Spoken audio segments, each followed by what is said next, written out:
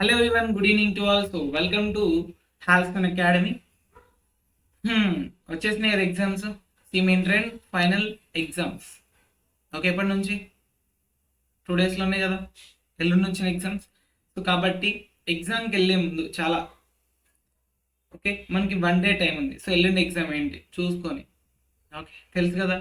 So already మీరు first ఎగ్జామ్కి preparation already start చేసే ఉంటారు. No issue. ఓకే, సో ఏ ఎగ్జామ్ అయినా అవన్నీ ఉంటాయి. సో మీకు ఎలాగో పెద్ద టైం కూడా ఉంటుంది, ఎవ్రీడే ఎగ్జామ్ ఉంటుంది. సో ఎలా కవర్ చేయాలి సో అది ఈ పాటికి మీరు ప్లాన్ చేసుకుని ఉండాలి.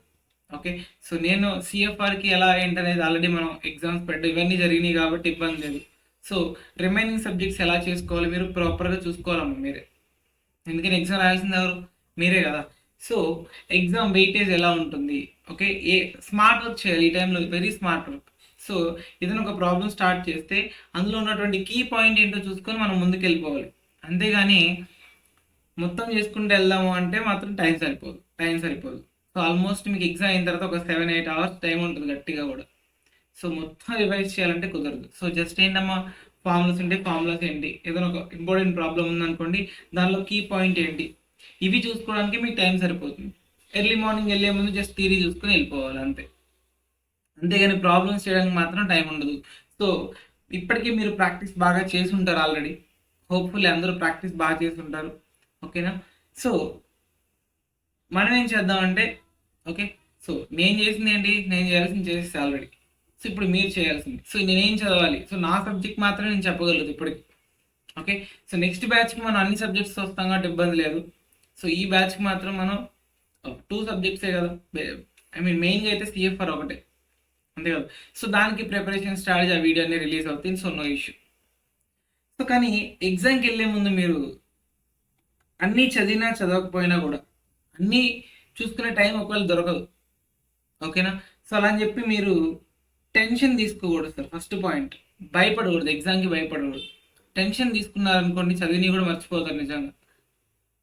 సో అసలు టెన్షన్ ఉండకూడదు, ఎంతవరకు అయితే అంత చూసుకొని ఎగ్జామ్కి వెళ్ళిపోయి కూల్గా. నార్మల్ ఎగ్జామ్స్ చాలా రాస్తుంటారు, ఎందుకు ఫైనల్ ఎగ్జామ్ మనం భయపడాలి. సో అది కూడా నార్మల్ ఎగ్జామ్లా ఫీల్ అయ్యి. ఓకేనా, నార్మల్ ఎగ్జామ్ అంటే ఏదో పడితే అది రాయడం కాదు, మళ్ళీ సీరియస్గానే రాయాలి. ఎగ్జామ్ సీరియస్గా తీసుకోవాలి, ప్రతి ఎగ్జామ్ సీరియస్గానే తీసుకోవాలి.